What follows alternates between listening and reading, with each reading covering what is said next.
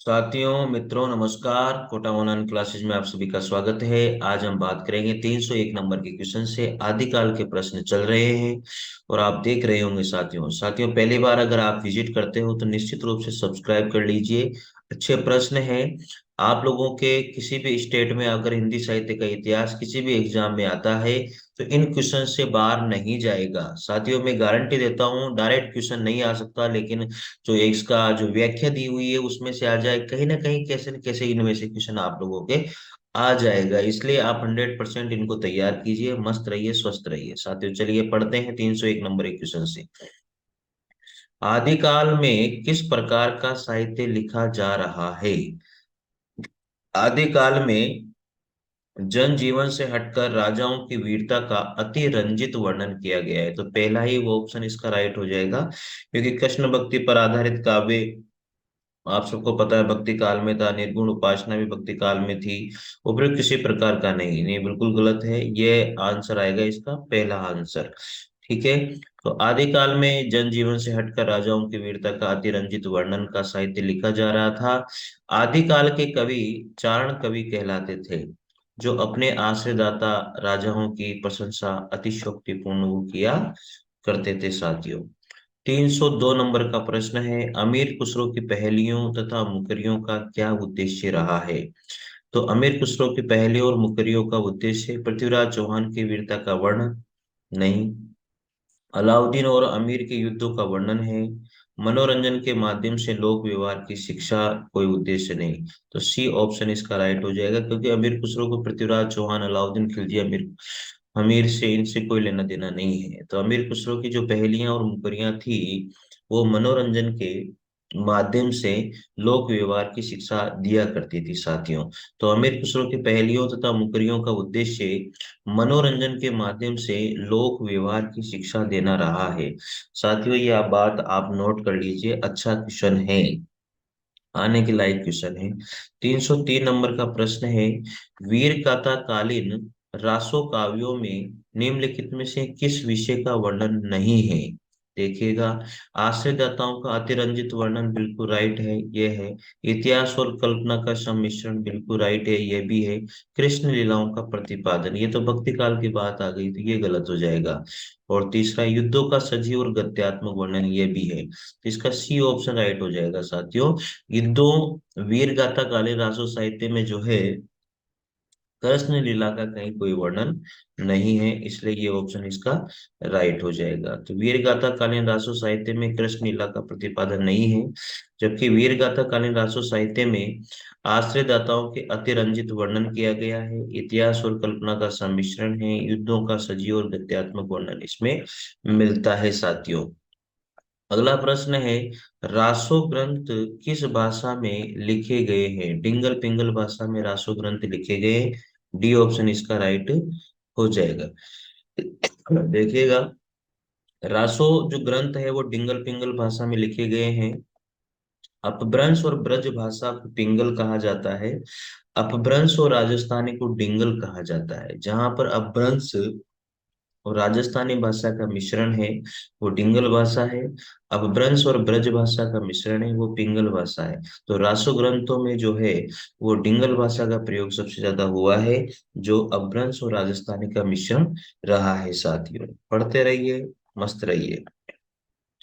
305 number का प्रश्न है, वीर गाथा काल के प्रसिद्ध प्रबंध काव्य का वर्णन कीजिए। वीर गाथा काल का जो प्रसिद्ध प्रबंध काव्य है वो है पृथ्वीराज रासो। बी ऑप्शन इसका राइट हो जाएगा। साथियों कौन सा ऑप्शन? बी ऑप्शन इसका राइट होगा।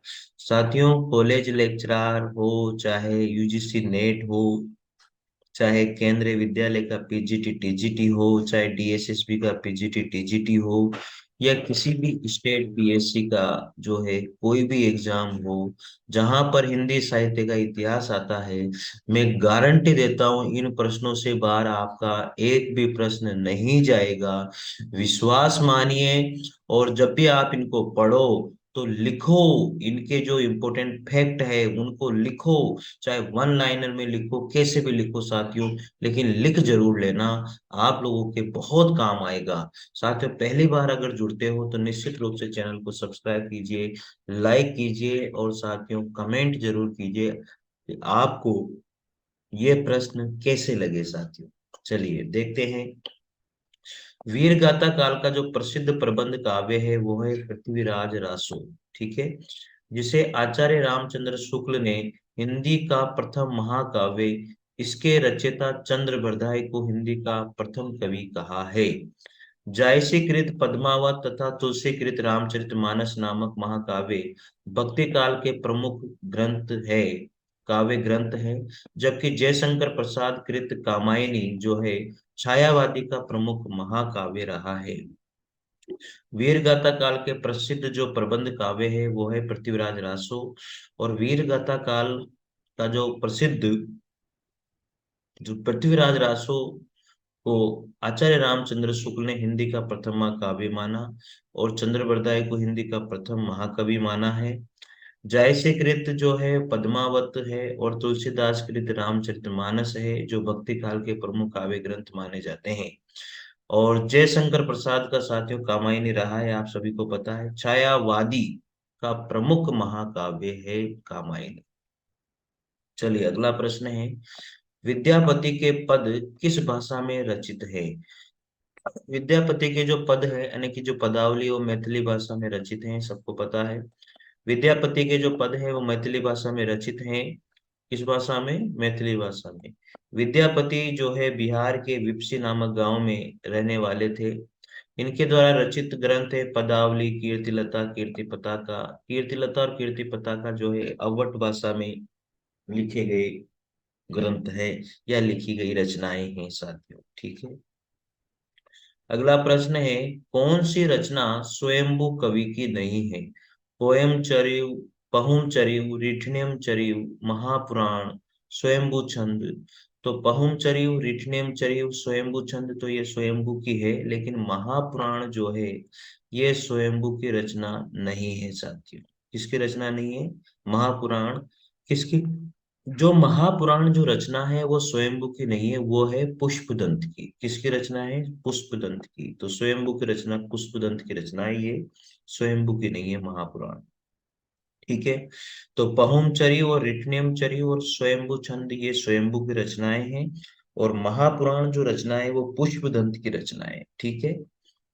और स्वयंभू को आप सबको पता है अपभ्रंश का वाल्मीकि कहा जाता है, व्यास कहा जाता है। और पुष्पदंत को आप सबको पता है अपभ्रंश का भवभूति कहा जाता है, ठीक है, कोई दिक्कत नहीं है। स्वयंभू का जो जन्म हुआ था वो 783 ईस्वी में कर्नाटक में हुआ था। ये जैन परंपरा के प्रथम कवि माने जाते हैं।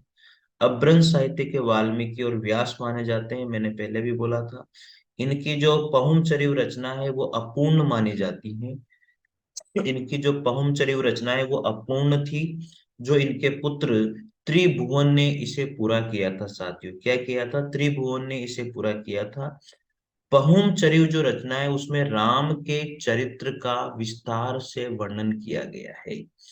पहुमचरिव जो रचना है उसमें राम के चरित्र का विस्तार से वर्णन किया है और इसके अंदर ये भी वर्णन किया है कि सीता जी के द्वारा जो अग्नि परीक्षा दी गई उसके बाद में वो जैन धर्म में परिवर्तित हो गई थी।